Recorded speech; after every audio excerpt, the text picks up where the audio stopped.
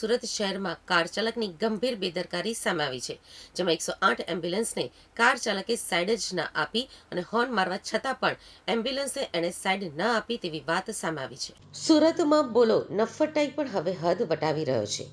આ કારનો ડ્રાઈવર ભેસ્તાનથી ઊન દર્દી લેવા જતી 108 એમ્બ્યુલન્સને બીઆરટીએસ રૂટ પર દોડતી કારે સાઈડ જ નહોતી આપી.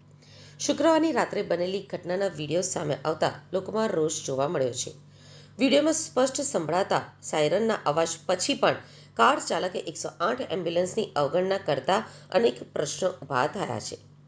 સુરત ટ્રાફિક પોલીસ આવા બદમાશ કાર ચાલકો વિરુદ્ધ કડક કાર્યવાહી કરી સજા આપે અને એક તો બીઆરટીએસ રૂટમાં વાહન ચલાવવું અને બીજું 108 એમ્બ્યુલન્સનો સાઈડ ન આપી આવા અનેક ગુના દાખલ થવા જોઈએ.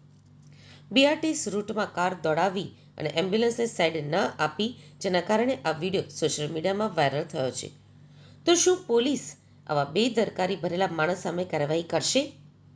તો મહત્વની વાત એ છે કે બીઆરટીએસ રૂટમાં કાર ચલાવવી જ ગુનો બને છે.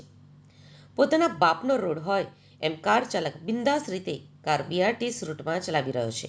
પોતાના બાપનો રોડ હોય એમ કાર ચાલક બિંદાસ રીતે કાર બીઆરટીએસ રૂટમાં ચલાવી રહ્યો છે. પાછળ એમ્બ્યુલન્સ છે અને તેની પણ તેને જાણ છે, પણ તે સાઈડ નથી આપતો તે પણ કેમ ખબર નથી પડતી. આવી રીતે મનમાની કરીને ડ્રાઇવિંગ કરવું એ કેટલું યોગ્ય છે? તમારા કારણે કોઈનો જીવ જશે તો તેના માટે કોણ જવાબદાર રહેશે તેની કાર ચાલકને ભાન છે કે નહીં? સુરત પોલીસ આ કાર ચાલકની સામે ગુનો નોંધે અને તેનું ડ્રાઇવિંગ લાયસન્સ રદ થાય ત્યાં સુધી કાર્યવાહી કરો તેવું સુરતીઓ ઈચ્છી રહ્યા છે.